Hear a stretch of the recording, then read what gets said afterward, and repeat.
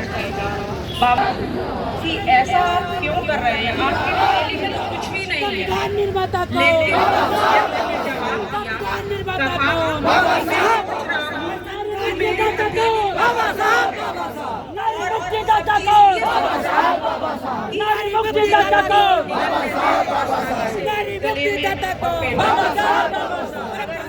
ये सोच तो मुझ पर निकली नहीं है।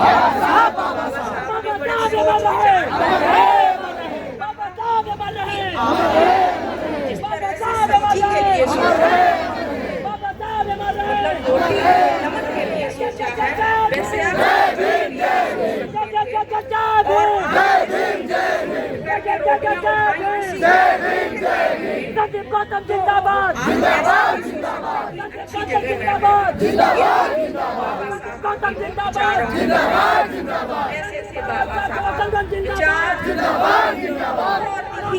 बड़े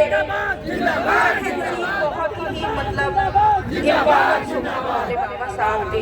समझाने के लिए उनके तर्क बहुत सारे रहते थे और उस तर्क से कि हमारे समाज में इस तरह के लोग हैं, उनकी सोच बदली जाए, उनकी विचारधारा बदली जाए और तभी वो आगे बढ़ पाएंगे।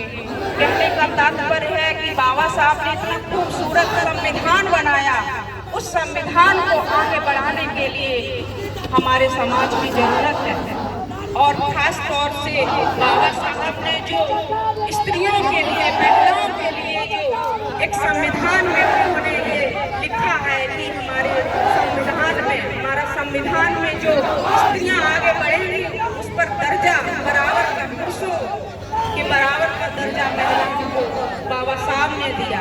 वरना आज जो महिलाएं आगे बढ़ बढ़ के हिस्सा ले रही हैं, इस पूरे पंडाल में खड़ा था, मैंने देखा, आप तो घर चली गई हैं, उनकी भी बहुत सारी जिम्मेदारियां रहती हैं, बच्चे को भी देखना, परिवार को भी देखना, पति को भी देखना, सुबह से उठकर उनको लंच बनाना, बच्चे को, पति के लिए खाना बनाना, फिर जाकर 1 बजे तक खाना खाती हैं। ऐसा क्यों? चाहती तो वो भी करके अपना तैयार होकर अपना कुछ ना करें, लेकिन ये सब बाबा साहब देन है कि आज स्त्रियां, महिलाएं के बराबर कंधे से कंधा मिलाकर चल रही हैं। जिंदाबाद जिंदाबाद जिंदाबाद जिंदाबाद।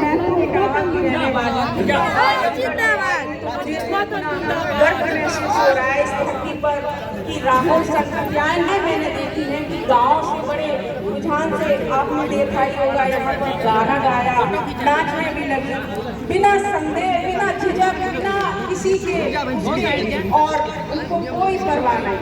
ऐसे ही होना भी चाहिए।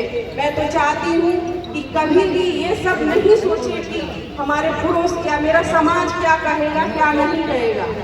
बिना परवाह यही बाबा साहब चाहते थे कि संविधान में, और उन्होंने स्त्रियों के लिए खासतौर से कहा भी है।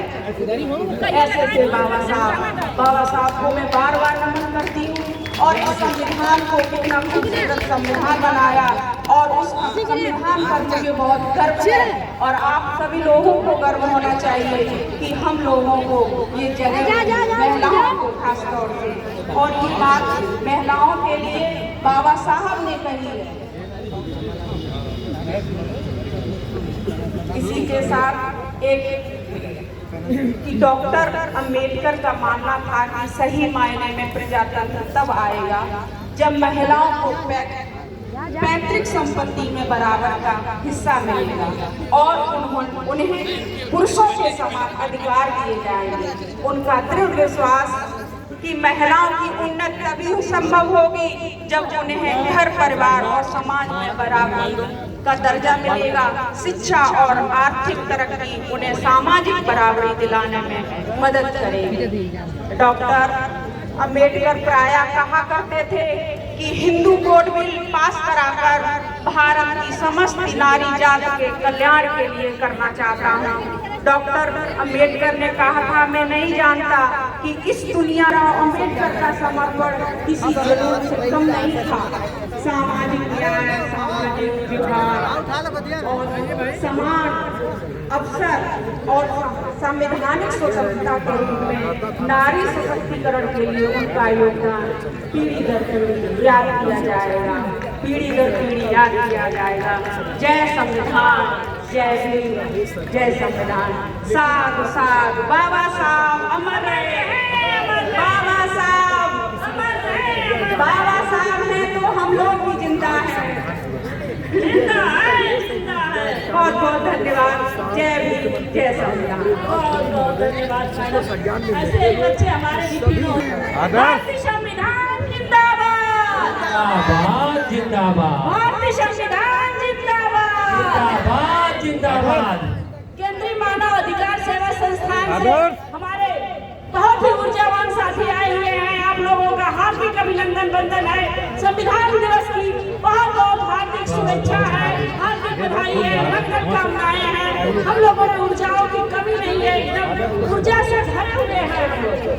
हम म्यूजिक वाले भैया तैयार हो रहे हैं, तब तक हम लोगों के बीच प्रोफेसर नीता सरन जी आई हुई है। आपसे विनम्र निवेदन है कि आप 2 मिनट में संविधान की महत्ता को समझाएंगी। और अन्य जिलों से, मऊ से लोग जुड़े हुए हैं जो दूर दूर से चल के आकर के इस रैली में सम्मिलित होकर के और मत चढ़ो,